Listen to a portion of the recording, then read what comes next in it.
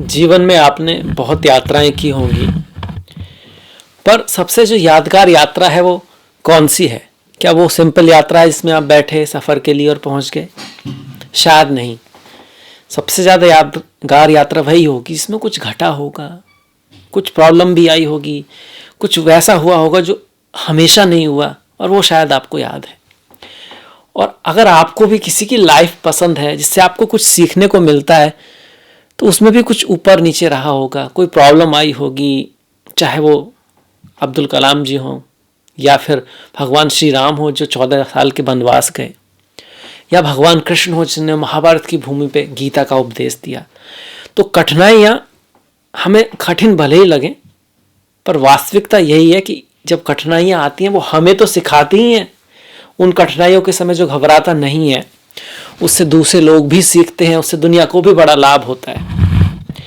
तो आपका जो 2024 है बहुत कुछ लेके आया है, बहुत सारे बदलाव लेकर आया है ये साल, और इसी के लेकर मैं आपके सामने हाजिर हूँ। कुछ कठिनाइयाँ भी हैं, कुछ अच्छी न्यूज़ भी हैं। हर एक महीने को हम देखने वाले हैं, चाहे वो आपका करियर है, जॉब है, पढ़ाई लिखाई है, प्रेम है, परिवार है, सब कुछ हम जानेंगे। पहले एक शॉर्ट व्यू कह सकते हैं, वर्ड आई व्यू, मतलब एक ओवरऑल कैसा रहेगा अगर हम उसको देखें। तो सबसे पहले हमको जाना पड़ेगा राहु, केतु, गुरु और शनि के ऊपर कि भाई वो क्या कह रहे हैं। और अगर हम उसको देखते हैं तो गुरु अष्टम भाव में है मई तक, फिर पहले मई को गुरु आपके नवम भाव में आ जाएंगे। केतु प्रथम भाव में बैठे हैं कन्या राशि वालों के, 6 नंबर का मतलब कन्या। कन्या लग्न वाले भी देख सकते हैं, पर वीडियो जो है वो किनका चंद्रमा कन्या राशि में उसको ध्यान में रख के बनाया गया है। तो यहाँ केतु बैठे हुए हैं, सप्तम में राहु हैं और शनि जो है वो छठे में है। तो हम ये कह सकते हैं, देखिए शनि की पोजीशन छठे भाव में अपनी राशि में अच्छी है। गुरु की पोजीशन अष्टम में बहुत ग्रेट नहीं कह सकते, ना ही राहु केतु की, पर गुरु की मई के बाद आपकी बेटर पोजीशन हो रही है। तो अगर हम साल को 2 हिस्सों में, बड़े 2 हिस्सों में बांटे, तो मई तक थोड़ा सा संघर्ष ज़्यादा है और मई के बाद फिर भाग्य की आपको साथ ज़्यादा मिलेगा। हालांकि शनि की पोजीशन ठीक है, पर गुरु मई के बाद आपके ज़्यादा पॉजिटिव हो रहे हैं। वही राहु केतु की बात करें तो कह रहे हैं कि बदलाव का साल है, ट्रांसफॉर्मेशन का साल है। जो पढ़ता नहीं था वो पढ़ने लगेगा, जो कभी जिम में एक्सरसाइज नहीं करने गया वो करने लग सकता है, कोई बड़ा बदलाव आ सकता है। और जो जाता रहा है वो शायद कुछ छोड़ दे, जो बहुत अपनी केयर करता हो अपनी केयर करना कम कर दे, कोई बड़ा बदलाव।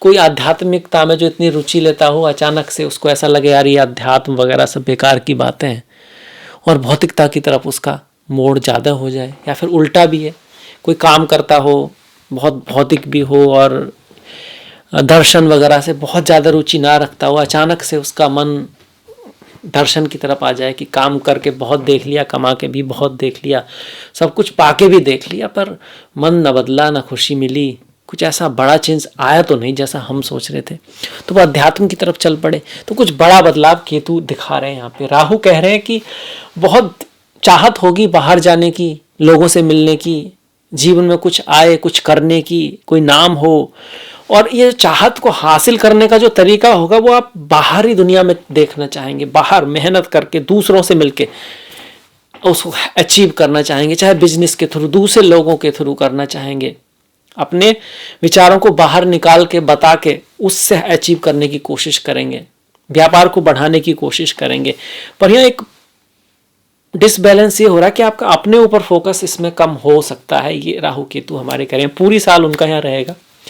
साल की जो सबसे बेस्ट रेमेडी की अगर हम बात करें तो भगवान विष्णु का विष्णु सहस्त्र नाम और माँ लक्ष्मी के ललिता सहस्त्र नाम आपके लिए बहुत अच्छी रहेगी राहु केतु की स्थिति की वजह से, क्योंकि राहु मीन राशि में है जहाँ शुक्र उच्च के होते हैं, और केतु कन्या राशि में है, आपकी राशि में है जहाँ पर बुध, और बुध को हम नारायण से जोड़ते हैं, बुध उच्च के होते हैं। तो ये तो एक शॉर्ट व्यू हो गया कि भैया मई तक गुरु उतने अच्छे नहीं है, उसके बाद अच्छे हैं। क्या इसको थोड़ा और एलोबरेट अगर हम करें तो मई तक गुरु जैसे यहाँ पे बैठे हुए हैं अष्टम में, तो क्या करेंगे? एक तो स्पाउस के साथ कोई मनभेद हो सकता है, डिफरेंस ऑफ ओपिनियन क्रिएट कर सकते हैं, उनकी लाइफ में कुछ उतार चढ़ाव, उनका मन उदास रह सकता है। दूसरा, यहाँ बैठ के माता, मित्र, माता की लाइफ में कुछ उनके स्वास्थ्य में दिक्कत रह सकती है, अपने बंधुओं से घर में कुछ थोड़ा बहुत कलह रह सकती है, ये चीज़ें दिखती हैं। और आपकी जो मैरिज लाइफ है वहाँ पर कुछ डिस्कशन चलता रहे, इस तरह का है। आपकी संतान या फिर आप खुद स्टूडेंट हैं तो पढ़ाई लिखाई में मन ना लगना, वैसे पढ़ाई लिखाई में मन कम ही लगता है नॉर्मली, पर ये और भी ज़्यादा इस चीज़ को दिखा रहा है। संतान के प्रति चिंता ये सब रह सकती है मई तक। कुछ अच्छा भी रहेगा, अकल्ट, एस्ट्रोलॉजी, ज्योतिष में रुचि रह सकती है। बाहर विदेश जाने का अगर आप चाह रहे हैं तो वो चीज़ें अचीव हो सकती हैं। फैमिली में कुछ त्यौहार वगैरह हो सकते हैं। धन का सोर्स बना रहेगा यहाँ से, और ज़मीन घर आदि का सुख आपको मिलेगा। अगर आप घर ज़मीन आदि खरीदना बनाना चाहते हैं तो उसकी पॉसिबिलिटी भी मई तक बन रही है। पर मई के बाद क्या होगा, मई के बाद क्या होगा कि भाग्य फील करोगे आप। कुछ तो ऐसा होगा जो आप चाह रहे थे, कुछ तो ऐसा बनेगा आपकी जिंदगी में जो बन नहीं रहा था अब तक, पर अब वो बनेगा। तो आपको लगा ये तो ईश्वर के प्रभाव से ही हो रहा है, ऐसा कुछ हो सकता है गुरु के वजह से, क्योंकि गुरु भाग्य के भाव में आएंगे। फैमिली में भी कुछ अचीवमेंट होंगे, धन की भी वृद्धि होगी। आप दूरदृष्टि से दुनिया को देखेंगे, आप छोटी मोटी बातों में फंसेंगे नहीं, आपको सहारा भी मिलेगा अपनों का, भाई बहनों का, या फिर आपके दोस्त फ्रेंड्स का, किसी का सहारा जरूर मिलेगा। और सहारा क्यों मिलेगा कि शायद उसको लगेगा कि आप भी उसका हेल्प कर सकते हैं। आप भी सूर्य की पूजा करते हैं क्योंकि सूर्य चमकते हैं, चंद्र की पूजा करते हैं, हम भी सभी। जल हमको जहाँ कह सकते हैं हमारी जान है, तो जल की वजह से जल ही जीवन है, प्राण तो सबसे महत्वपूर्ण है। तो हम ईश्वर देवता इन सभी की जो आराधना करते हैं कहीं ना कहीं, क्योंकि वो गिवर हैं। ऐसा नहीं वो गिवर है और उन्हीं की वजह से हम हैं वास्तव में। तो ऐसे ही आपको भी किसी की हेल्प मिलेगी कहीं ना कहीं, ये दिख रहा है यहाँ पे। और पढ़ाई लिखाई के मामले में संतान भी अच्छा करेगी। प्रेम, प्यार, मोहब्बत, इश्क, उसके मामले में भी मई के बाद ज़्यादा अच्छा दिखा रहा है। एजुकेशन वगैरह में मई के बाद आपका जो रिजल्ट है ना बेहतर आने वाला है। तो बड़ा हमारा साल हो गया। इसके बाद पूरी साल थोड़ा घर में तो थोड़ा कलह का जो है ना वो मई के बाद कम होगा। मई तक याद रखेगा, मन को थोड़ा सा गिविंग होना पड़ेगा, आपको थोड़ा सेक्रीफाइस करने पड़ सकते हैं, कुछ अपनी तरफ से ज़्यादा आपको देना पड़ेगा ज़िंदगी में, फिर मिलेगा आपको मई के बाद उसके रिजल्ट आपको अच्छे मिलेंगे। पर इसके साथ साथ जो शनि की स्थिति है वो आपको कोई बहुत बड़ा डिस्टर्बेंस नहीं आने देगी।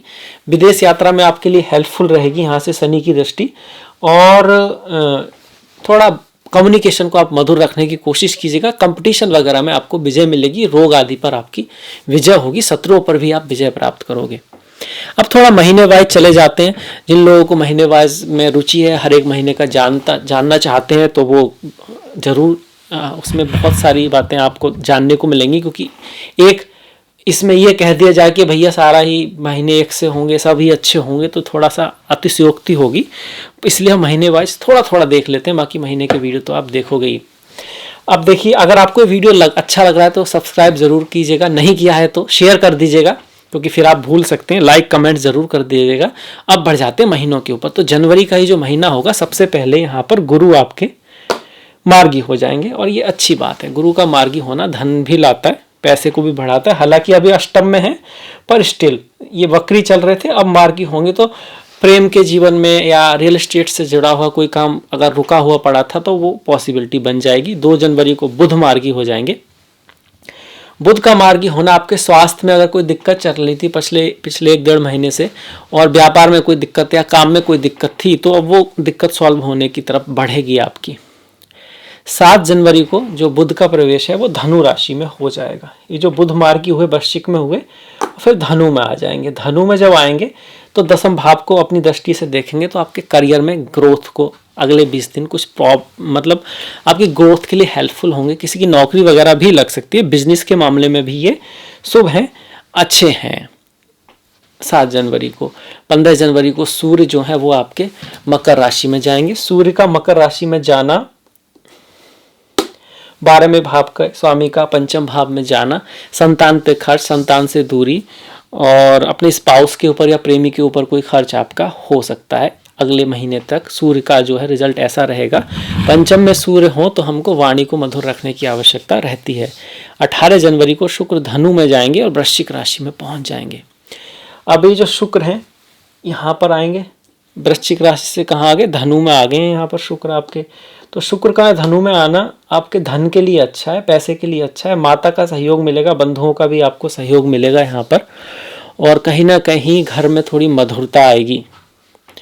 मंगल धनु राशि में रहने वाले हैं, मंगल पूरे महीने यहाँ पर रहेंगे, और अग्नि के ग्रह हैं मंगल, आपकी कुंडली में वो अष्टमेश हैं और तृतीयेश हैं, तो उनका यहाँ रहना जमीन जायदाद के लिए तो ठीक है, मन में थोड़ी शांति कम रहेगी, नींद थोड़ी कम आएगी, इम्पेशेंस आप अपने आप को फील कर सकते हैं, अपने बड़े भाइयों से और माता से संबंधों को थोड़ा सा मधुर बनाने की आवश्यकता रहेगी। फरवरी के महीने में 1 फरवरी को बुध जो है वो मकर राशि में चले जाएंगे, बुध मकर में जाएंगे, यहाँ पर पंचमेश आपका जो फोकस है वो पढ़ाई लिखाई के ऊपर, एजुकेशन के ऊपर, स्टॉक मार्केट आदि पे ज़्यादा चला जाएगा। पढ़ाई लिखाई के लिए ये अच्छा है, शुभ गोचर आप इसको कह सकते हो, यहाँ से आपको कोई लाभ भी हो सकता है इन्वेस्टमेंट के थ्रू। 5 फरवरी को मंगल उच्च के हो जाएंगे, मंगल जो चौथे भाव में चल रहे थे, घर में थोड़ी प्रॉब्लम दिखा रहे थे, पंच में यहाँ पर उच्च के होकर वो संतान को तो दिक्कत कर सकते हैं थोड़ा बहुत, अगर आपकी संतान है, क्योंकि अष्टमेश हैं और छठे के स्वामी हैं, पर ओवरऑल ये भी दिखा रहे हैं कि आपकी संतान कुछ बड़ा भी करेगी। पढ़ाई लिखाई के मामले में बहुत ज़्यादा ग्रेट नहीं है, पर अगर आप किसी टेक्निकल फील्ड से जुड़े हुए हैं तो आप कुछ अच्छा वहाँ पे कर सकते हैं। मंगल का उच्च का होना, यहाँ पर जमीन जायदाद आपको मिल सकती है, चाहे कैसे भी मिले, मतलब माता पिता के थ्रू, पति पत्नी के थ्रू या बच्चों के थ्रू, जमीन जायदाद के मामले में एक योग बना रहे हैं। इस समय जो संतान जन्म लेगी उसके जीवन में जमीन घर का सुख अवश्य रहेगा। इसके बाद 12 फरवरी को शुक्र जो है मकर राशि में एंटर कर जाएंगे। 12 फरवरी को शुक्र जो है मकर, देखिए सारे ग्रह पंचम में आ गए, अब इतने सारे ग्रह पंचम में आएंगे तो पंचम भाव आपके पूर्व कर्मों का है, डिपेंडिंग अपॉन आपने पूर्व जन्म में कैसे कर्म किए, कुछ ऐसी चीज घटित हो सकती है जिसका कोई आपने आइडिया नहीं लगाया है, जो लॉजिकल नहीं होगी, आपको पता नहीं लगेगा ऐसा क्यों हुआ, कुछ अच्छा भी कुछ बुरा भी हो सकता है। पर पूर्व जन्मों के प्रारब्ध जिसको हम बोलते हैं, कुछ तो पता होता है, हमने पूरी साल पढ़ाई नहीं की तो एग्जाम में मार्क्स आने नहीं है, एक्सरसाइज हम कर नहीं रहे, बॉडी हमारी बननी नहीं है, तैरना हम सीख नहीं रहे, तैर हम कभी सीख पाएंगे नहीं, एजुकेशन के लिए बहुत ज़्यादा ट्राई नहीं कर रहे हैं, एग्जाम नहीं निकलने वाला, इंग्लिश सीख नहीं रहे हैं, सुन भी नहीं रहे हैं, बोल भी नहीं रहे हैं, हमको इंग्लिश नहीं आने वाली, तो बहुत सारी चीज़ें पहले ही पता होता है हमको, पर ये कुछ अनलॉजिकल चीज हो सकती है जो यहाँ पर इतने सारे ग्रह दिखा रहे हैं आपके, और ज़्यादा से चांसेस है अच्छा ही होगा, क्योंकि मकर राशि है और वहाँ पर उच्च के मंगल बैठे हैं, शुक्र भी बैठे हैं, बुध भी बैठे हैं, सूर्य भी बैठे हैं, तो बहुत सारे ग्रह एक साथ बैठ गए यहाँ पर, बुध आदित्य योग भी बन गया है, जो आपके मतलब फॉरेन से कुछ खर्चा आ सकता है, करियर के लिए कोई यात्रा हो सकती है यहाँ पर, इसके साथ साथ कोई कंपटीशन रह सकता है आपका फील्ड में, उसमें आपको कंपटीशन में विजय वगैरह मिल सकती है। इसके बाद 13 फरवरी को सूर्य जो है कुंभ राशि में जाएंगे, 13 फरवरी को सूर्य कुंभ राशि में जा रहे हैं। अब इस सूर्य का कुंभ राशि में जाना आपके लिए अच्छा है, क्योंकि छठे भाव में सूर्य का गोचर अच्छा होता है, और ये वैसे भी विपरीत राजयोग है कि 12वें भाव का स्वामी छठे भाव में बैठकर 12वें ही भाव को देख रहा है, तो कुछ अच्छी चीज़ों पे खर्चा आपका हो सकता है, यात्रा ट्रैवल कुछ हो सकता है। 20 फरवरी को बुध जो है वो भी कुंभ में आ जाएंगे, जो बुध ग्रह है वो भी कुंभ में आ जाएगा। अब ये यहाँ पे सूर्य आ गए, बुध आ गए, शनि आ गए, ये सब जो ग्रह कहाँ आ गए, यहाँ पर आ गए, शनि के साथ में आ रहे हैं, तो शनि सूर्य मिल रहे हैं, तो बॉस के साथ थोड़ा बना के रखना है आपको। और बुध सूर्य का योग यहाँ पे अच्छा ही है, बस थोड़ा स्वास्थ्य का ध्यान रखें, क्योंकि आपके लिए बुध राशि के स्वामी हो गए इस वजह से। इसके बाद मार्च का महीना 7 मार्च को बुध जो है मीन राशि में जाएंगे। अभी जो मीन राशि में बुध जा रहे हैं ना मार्च में, ये थोड़ा समझने वाली बात है कि ये बहुत ज़्यादा ग्रेट बात नहीं है ज्योतिष की दृष्टि से। आप बहुत ज़्यादा इमोशनल हो सकते हो, आपका जो लॉजिक है वो बहुत ज़्यादा तर्क पे ना होकर भावनाओं पे आधारित हो सकता है अगले 20 दिन, तो वहाँ आपको थोड़ा सा ध्यान जरूर रखना है। बुध और राहु में आपकी वाणी से भी कुछ आप ऐसा कह सकते हो, खास करके पार्टनरशिप में, रिश्तों में, बिजनेस में, जो शायद अंडरस्टैंडेबल ना हो सभी को, ये पॉसिबिलिटी है। 7 मार्च को शुक्र जो है वो कुंभ में आ जाएंगे, ये जो शुक्र है वो यहाँ कुंभ में आएंगे। शुक्र का यहाँ पर आना धन के मामले में 7 मार्च के बाद थोड़ा सा आपको संभल के चलना पड़ेगा। भाग्य में भी उतना स्पीड में कमी आएगी थोड़ा, क्योंकि भाग्येश भी आपके छठे भाव में आ रहे हैं। 14 मार्च को सूर्य जो है वो भी मीन में पहुंच जाएंगे। तो यहाँ पर धीरे धीरे मीन की तरफ, 7वें भाव की तरफ आपके भाव ग्रह बढ़ रहे हैं। पर राहु को यहाँ स्थिति बहुत बढ़िया नहीं है, क्योंकि बुध राहु के साथ हैं, जैसे के साथ होते हैं वैसे हो जाते हैं। और सूर्य, ये 3 ग्रह परिवार में, मैरिज लाइफ में, बिजनेस में थोड़ा बहुत उतार चढ़ाव रहेंगे। अब वो शुरू में ही कहा था कि उतार चढ़ाव वास्तव में अच्छे होते हैं, उनसे हम सीखते हैं और हमसे दूसरे लोग सीखते हैं। सब कुछ ऐसे ही चलता रहे तो वो बोरिंग लाइफ होती है। हालांकि हम लोग चाहते हैं कि हमारी लाइफ बोरिंग हो, दूर से ऐसा लगता है, पर वास्तविकता यही है कि जिसकी लाइफ में उतार चढ़ाव होते हैं, ज़िंदगी का मज़ा तो वही ले पाता है, वही कुछ समझ भी पाता है ज़िंदगी को। इसके बाद 15 मार्च को मंगल जो है वो कुंभ राशि में आ जाएंगे। यहाँ मंगल जो है वो यहाँ पर आगे, ये ठीक है, मंगल का यहाँ पर आना, तृतीय भाव का स्वामी छठे में जाए तो ये भी विपरीत राजयोग है, और अष्टम का स्वामी भी छठे में जाए तो ये भी विपरीत राजयोग है। तो डिफरेंट कंडीशन चल रही थी, जो दिक्कतें चल रही थी, उनसे आपको कोई लाभ हो जाएगा। आप कुछ कह सकते विपरीत, मतलब विपरीत परिस्थितियों में भी कुछ अच्छा रिजल्ट निकल के आ जाए, ऐसा यहाँ पर दिखाई दे रहा है। 26 मार्च को बुध जो है मेष राशि में जाएंगे। अब बुध अगर मेष राशि में जा रहे हैं तो ये फिर स्वास्थ्य के लिए थोड़ा सोचने वाली बात हो गई आपकी यहाँ पर, क्योंकि आपके स्वास्थ्य के स्वामी हैं, और करियर में भी कोई उतार चढ़ाव आ सकता है, क्योंकि 10वां भाव आपके करियर को भी दिखाता है, बदलाव आ सकता है, ट्रांसफर वगैरह हो सकता है। 31 मार्च को शुक्र मीन में उच्च के हो रहे हैं। अभी जो शुक्र हैं ये यहाँ आ रहे हैं, यहाँ पर मार्च को उच्च के हो रहे हैं आपके। शुक्र राहु आ रहे हैं, सप्तम में जा रहे हैं। तो देखिए शुक्र का यहाँ आना आपको किसी लेडी से या किसी हस्बैंड, मतलब किसी मैन से आपकी मुलाकात हो सकती है, आपकी ज़िंदगी में कोई आ सकता है। बस थोड़ा मर्यादा का ख्याल रखना है, ऐसा ना हो कि आपका हस्बैंड या वाइफ पहले से है और आप कोई और पसंद आने लगे। ऐसा हो जाता है कभी कभी शुक्र राहु में, ज़रूरी नहीं है। और मीन राशि भी थोड़ा सा कह सकते हैं नियमों को ज़्यादा नहीं मानती है, केतु की राशि है ये गुरु के साथ साथ।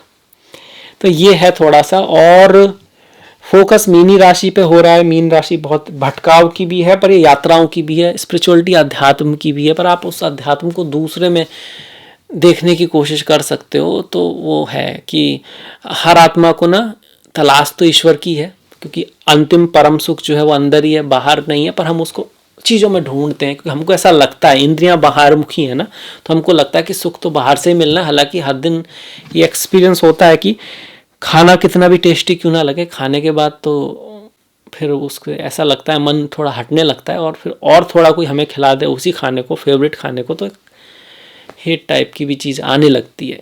तो जो इंद्रियों का सुख है वो बहुत ज़्यादा टेम्परेरी है, और वो कभी पूर्णता को प्राप्त नहीं होता है। खाना जैसे ही भूख शांत होगी तो फिर और चीज़ की तरफ मन चला जाएगा, वहाँ पर कभी भी शांति पूरी तरह है नहीं। पर फिर भी मार्च के बाद अप्रैल आना ही है, और अप्रैल में जाके सूर्य को उच्च का हो जाना ही है, क्योंकि हर साल अप्रैल में सूर्य उच्च के होते हैं। तो इस बार भी होंगे। 15 तारीख के आसपास संक्रांति आएगी, सूर्य यहाँ पर चले जाएंगे, सूर्य विपरीत राजयोग बनाएंगे। तो सूर्य के यहाँ आने से, अभी मैरिज लाइफ में तो शुक्र राहु चल रहे हैं, पर फिर भी सूर्य का यहाँ से निकलना ही ठीक है। सूर्य गर्मी के भी ग्रह हैं, मतलब गुस्सा वगैरह मैरिज लाइफ में दिखाते हैं। अष्टम में आ रहे हैं तो गुरु के साथ, और हेल्थ का, आंखों का ख्याल रखना, शिक्षा में कुछ उतार चढ़ाव, इसके साथ साथ आपके बॉसेस के साथ कुछ मतभेद करा सकते हैं। अच्छाई क्या है, ये अकल्ट, एस्ट्रोलॉजी, ज्योतिष, रिसर्च वगैरह में आप हैं तो फिर आपको वो हेल्प करेंगे। 2 अप्रैल को बुध वक्री हो जाएंगे। ये जो बुध है वक्री हो गए। वक्री होना स्वास्थ्य के लिए अच्छा नहीं है, पीछे जाने लगे हैं। वक्री होने का मतलब है पीछे जा रहे हैं, ऐसे करके पीछे जा रहे हैं ये बुध। और आपके 10वीं के स्वामी हो, तो कार्य में भी कुछ पुराने काम फिर से करने पड़ सकते हैं, कुछ पुराने दोस्त आ सकते हैं। अगर आपका जॉब चला गया बाय चांस, तो कोई पुराना जॉब, पुराना काम आपको फिर से करना पड़ जाए, इस तरह की पॉसिबिलिटी जो है अप्रैल में बनेगी आपकी। 8 अप्रैल का सूर्य ग्रहण है, कोई बहुत बड़ा निर्णय ना लें। 9 अप्रैल को बुध फिर से मीन में, क्योंकि पीछे जा रहे हैं ना, तो फिर से मीन में फिर से जाके नीच के हो गए।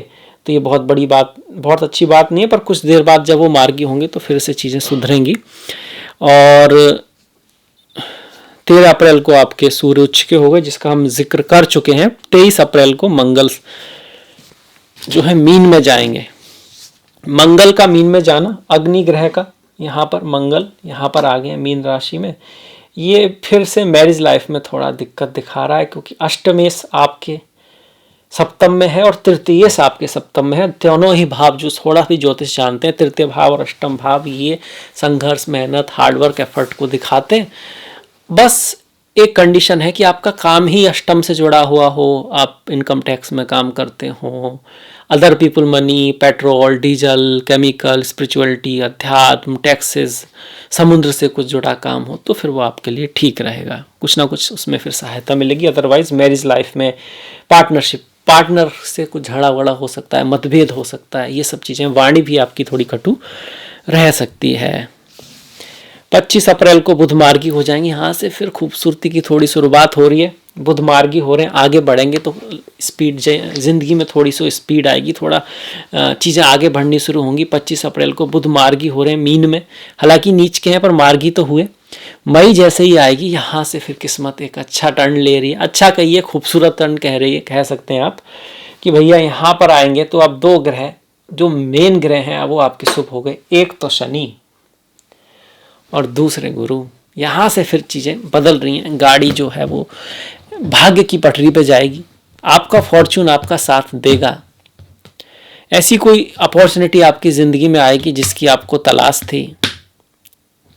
धन के सोर्स भी खुलेंगे, आपको पहचान भी मिलेगी ज़िंदगी में, आपको सहयोग भी मिलेगा, आप अपने आप को एक्सप्रेस कर पाओगे, आपकी चीज़ें पहचानी जाएंगी। तो ये बहुत खूबसूरत आपका सहयोग बन रहा है गुरु से, गुरु की वजह से। अब गुरु से 7, 8, 9, 10 भाव में शनि है, तो करियर के मामले में भी अच्छा रहेगा, एफर्ट रिजल्ट देंगे, करियर ऊपर की तरफ जाएगा आपका। 10 मई को 2024 में जो है ये जो बुध जो बकरी होकर मार्गी हो चुके हैं, फिर वो मेष में आ जाएंगे। यहाँ पर आएंगे बुध, तो स्वास्थ्य का हल्का सा ध्यान रखना है, पर कुछ खास दिक्कत नहीं आने वाली गुरु की वजह से। और सूर्य भी आपका 14 तारीख को भाग्य के भाव में आ जाएंगे, फेम देगा, नाम देगा आपको सूर्य और गुरु का। और भाग्य में कुछ खर्चा हो सकता है, आपको ट्रैवल कर सकते हैं, एजुकेशन, हायर एजुकेशन के लिए आप जा सकते हैं, मंदिर या किसी ऐसे आध्यात्मिक प्लेस की यात्रा यहाँ पे हो सकती है। ओवरऑल मई का महीना फिर आपको अच्छाई की तरफ ले जा रहा है, बढ़िया चीज़ें हो रही हैं। 19 मई को शुक्र वृषभ राशि में आएंगे। अब ये शुक्र यहाँ पर आएंगे पहले मेष राशि में आपके, और उसके बाद 24 तारीख को मेष में जाएंगे। 24 अप्रैल को जब यहाँ जाएंगे तो थोड़ा सा ख्याल रखना है, पर अप्रैल के महीने में, मई में फिर ये यहाँ पर आ रहे हैं। और मई में चूंकि गुरु का आशीर्वाद भी है, तो आपको आपके पिता, गुरु या फिर कोई जजमेंट आपके पक्ष में आ सकता है। अगर आप law field, philosophy, teacher, teaching, travel, कुछ इस तरह के 9th हाउस के फील्ड से, फाइनेंस, बैंक से जुड़े हुए हैं, तो आपको कुछ लाभ हो सकता है। स्टॉक मार्केट आदि से भी आपको ये शुक्र लाभ कराएंगे। 19 मई को, 31 मई को बुध जो है वृषभ में आ जाएंगे। बुध भी भाग्य के भाव में आ रहे हैं, तो मई का महीना आप कह सकते हो लकी महीना, अच्छा महीना आपके लिए साबित होगा। खास करके अगर आपकी दशाएं महादशाएं भी शुभ चल रही हैं, तो दशाओं का चलना जरूरी है। प्रारब्ध होगा तो गोचर आपको दे पाएगा। इसके बाद जून की अगर हम बात करें, तो जून के महीने में 1 जून को मंगल मेष राशि में जाएंगे। तो मंगल का यहाँ आना ठीक है। ये विपरीत राज्य हो गए, गुरु भी अच्छे हैं, मंगल भी अच्छे हैं, शनि भी अच्छे चले रहे हैं। शनि आपको किसी बहुत बड़े उससे रोकने वाले हैं, शत्रुओं का विनाश करने वाले हैं आपके यहाँ से शनि। विदेश यात्रा के लिए अच्छे हैं, आप खर्चा करने से पहले सोचोगे, उस चीज़ को दिखा रहे हैं यहाँ पे। और आपका जो एफर्ट करोगे ना, आप उसका रिजल्ट आपको शनि दिलाने की कोशिश करेंगे। 12 जून को शुक्र मिथुन राशि में आएंगे। अब ये शुक्र यहाँ पर मिथुन, यहाँ पर जब बैठे हैं शुक्र, तो सौभाग्य योग बना रहे हैं, क्योंकि भाग्य का स्वामी भाग्य में है। गुरु भी यहाँ पे बैठे हैं, तो मई का महीना बहुत अच्छा रहा। पर जून के महीने में भी शुक्र का यहाँ आना बहुत शुभ है। इसके साथ साथ 14 तारीख को बुध जो है मिथुन में आ जाएंगे। बुध का आना भी यहाँ पे अच्छा है, और सूर्य जो है वो 15 तारीख को मिथुन में आएंगे। तो ये जून का महीना भी आपके लिए काफ़ी अच्छा है, काफ़ी बढ़िया है। पद प्रतिष्ठा प्रमोशन, समाज में आपका नाम, आपको सक्सेस वगैरह भी जून का महीना काफ़ी दे सकता है। जिनको जॉब की तलाश है वो भी मिल सकते हैं। घर जमीन से संबंधित भी किसी काम में आपको हेल्पफुल रहेंगे। माता या माता के सहयोग से, किसी फीमेल के सहयोग से आपको कोई लाभ होने का योग यहाँ पर बनता है। जून 29 को बुध कर्क राशि में जाएंगे। कर्क राशि में जाएंगे बुध, लाभ के भाव में जा रहे हैं, राशि का स्वामी, दशम का स्वामी। तो आपके ओवरऑल समाज में आपको लाभ रहेगा, जॉब में आपका लाभ रहेगा, आपके कोई अवार्ड वगैरह, आपका कोई नाम वगैरह, आपका कोई जो एक्शन है उसको रिकॉग्नाइजेशन मिल सकता है। 7 जुलाई को शुक्र कर्क राशि में जाएंगे। अब शुक्र कर्क राशि में जा रहे हैं, ये बहुत अच्छी बात होगी। अब देखिए, ये याद रखिएगा कि ये जो ग्रह कर रहे हैं ये तो कर ही रहे हैं, आपको भी करना है। ऐसा नहीं आप सोचें ग्रह ही सब कर देंगे, भाग्य एकदम फिक्स नहीं है। एक दिन, एक समय, एक ही जगह जन्मे हुए लोगों का भी भाग्य अलग अलग होता है। कई बार तो बहुत अलग होता है, क्योंकि उनके दोस्त अलग होते हैं, उनकी पसंद अलग होती है, उनकी सोहबत अलग होती है, उनके देश अलग होते हैं, उनकी वाइफ अलग होती है, सेम नहीं होती। तो प्रयास करते रहिएगा। हरे कृष्ण कृष्ण कृष्ण हरे हरे, हरे राम राम राम हरे हरे। कृष्ण चंद्र हैं और राम सूर्य हैं। सूर्य चंद्र हमारी आत्मा और मन को दिखाते हैं। आत्मा तो अलग अलग हुई ना दोनों की, और मन भी अलग अलग हुआ। तो ज्योतिष मन और आत्मा के लेवल पर नहीं जाती है, उसके बाद के लेवल पर आती है, फिजिकल बॉडी पे आती है। और आत्मा और मन पे जो कंट्रोल पालेगा वो ऊपर निकल जाएगा, ग्रहों के प्रभाव से भी। उसी स्थिति का वो ग्रह थोड़ा सा शुभ परिवर्तन देगा, उसके लिए शुभता से काम करेगा। इसलिए मन को पवित्र रखें, आत्मा को शुद्ध रखें, और अपने जो भी ईश्वर ने आपको इंद्रियां दी हैं, 5 इंद्रियां, 5 कर्मेंद्रियां जो दी हैं, उनसे अच्छी डायरेक्शन में कर्म करते रहें। अब 29 बुध के बाद बुध कर्क राशि में आए गए 30 जून को शनि वक्री हो जाएंगे। यहाँ पर ये शनि का वक्री होना कोई दिक्कत नहीं आपके लिए। बस यही है कि अगर आप, शनि ये कहना चाह रहे हैं कि भाई थोड़ा रेस्ट लो, ये देखो आप सही रास्ते पे चल रहे हो या नहीं चल रहे हो, पिछले समय में जो आपने धन वगैरह, जो नॉलेज वगैरह कमाई है, उसको सही डायरेक्शन में यूज करो, ये शनि कह रहे हैं। और ये कह रहे हैं कि थोड़ा स्लो चलो, अभी कोई बहुत बड़ा नया बदलाव मत लाओ, जो है उसी को संभालो, सुधारो, फिर आगे बढ़ो। जुलाई में 7 जुलाई को शुक्र कर्क राशि में पहुंच जाएंगे।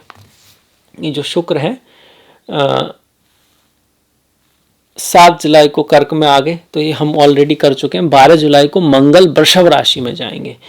मंगल वृषभ में जाएंगे तो थोड़ा पिता के साथ मतभेद तो करा सकते हैं, पर चूंकि यहाँ गुरु है तो बातें ठीक रहेंगी। गुरु ज्ञान है, ज्ञान हो तो एनर्जी को हम सही रास्ते पर यूज कर पाते हैं। जिन लोगों की कुंडली में गुरु और मंगल 6-8 होते हैं, उनके पास जो एनर्जी होती है ना, जो उनके अंदर एबिलिटी होती है, वो उसको उस जगह यूज नहीं कर पाते जहाँ करनी चाहिए। ये रहता है। ज्ञान और एक्शन का सही निर्णय नहीं होने के कारण प्रतिभा होते हुए भी कई बार सफलता नहीं मिलती है। तो अपनी कुंडली देखें तो हमेशा गुरु से शनि, गुरु से मंगल की दूरी जरूर देखें। इसके बाद 7 जुलाई का हो गया, 12 जुलाई का होगा, 16 जुलाई को सूर्य भी कर्क में पहुंच जाएंगे। सूर्य जो है कर्क राशि में पहुंच जाएंगे आपके सूर्य महाराज, दशम से कर्क में। वैसे तो कर्क में थोड़े सौम्य हो जाते हैं सूर्य, पर यहाँ एकादश भाव है, तो ये सूर्य शुक्र बुध सब आपको लाभ देने वाले हैं। तो जुलाई के महीने में भी धन के मामले में तो कुछ ना कुछ लाभ हो रहा है। आपको सरकार से लाभ हो सकता है, फीमेल्स क्रिएटिविटी आदि से लाभ हो सकता है, आपकी वाणी व्यापार आदि में भी लाभ की संभावनाएं जो हैं जुलाई में। जून जुलाई मई काफ़ी अच्छे महीने आपके निकलते जा रहे हैं। 31 जुलाई को जो है शुक्र सिंह राशि में पहुंच जाएंगे।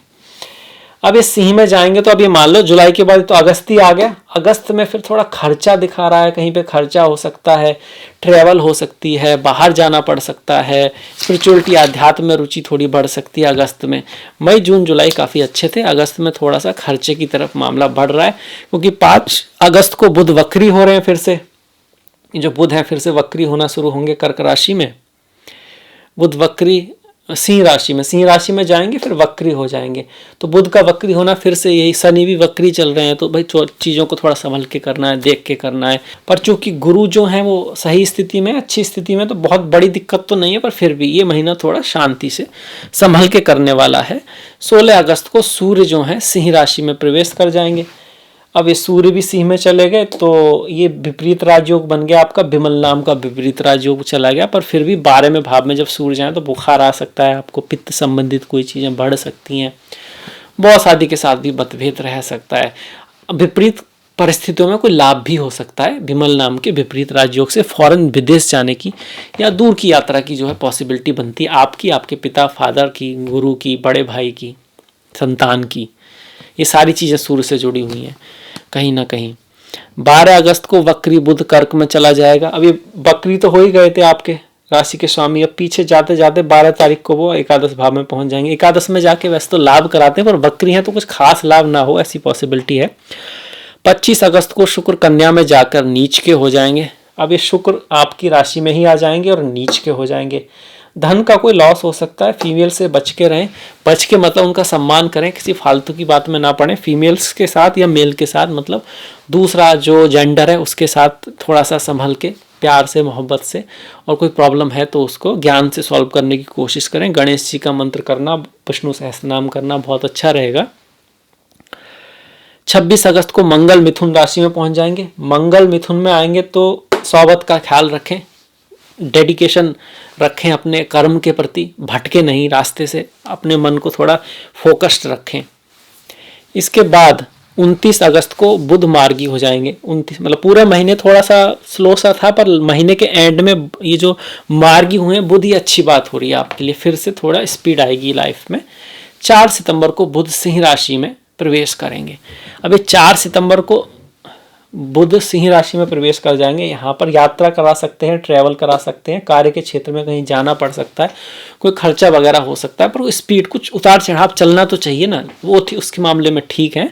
16 तारीख को सूर्य जो है कन्या राशि में आ जाएंगे। सूर्य यहाँ पर आ रहे हैं तो ये देखिए रिश्तों में थोड़ा ख्याल रखें, मतभेद रह सकता है स्पाउस के साथ, आपके अंदर गुस्सा वगैरह भी थोड़ा बढ़ सकता है, कोई यात्रा वगैरह फॉरेन की हो सकती है, खर्चा कर सकते हैं खुद के ऊपर, अपने अंदर कोई बड़ा बदलाव ला सकते हैं इस समय। 16 सितंबर को शुक्र तुला राशि में जाएंगे। अब ये शुक्र यहाँ जाएंगे तो कामधेनु नामक योग बनाएंगे। ये एक अच्छा योग बन रहा है, फिर से धन पैसा आएगा कहीं से, फीमेल से, पत्नी से लाभ हो सकता है यहाँ पर आपको। इसके साथ साथ पिता गुरु आदि से भी लाभ रह सकता है। हालांकि पिता गुरु की लाइफ में कुछ उतार चढ़ाव आएगा, पर आपके लिए अल्टीमेटली लाभ को दिखा रहा है।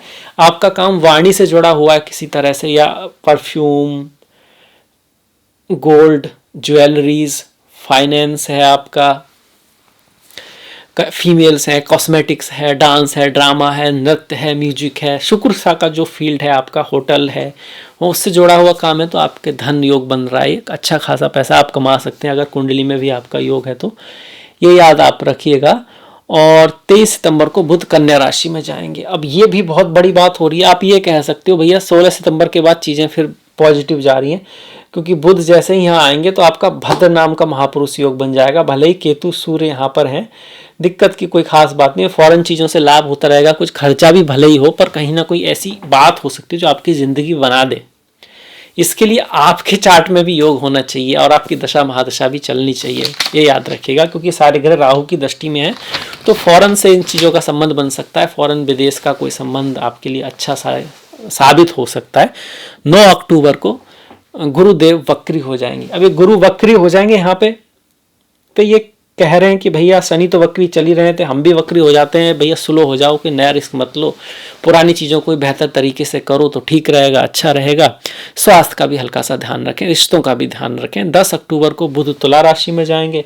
बुध यहाँ पर आकर धन लाभ करा सकते हैं, कुछ पिछली चीज़ों से कार्य के क्षेत्र में भी कोई उन्नति हो सकती है, परिवार में कोई बड़ा काम हो सकता है आपके, जो काफ़ी शुभ होगा। 13 अक्टूबर को शुक्र वृश्चिक में चले जाएंगे। अब ये जो योग बना था कामधेनु, अब वो खत्म हो चुका है।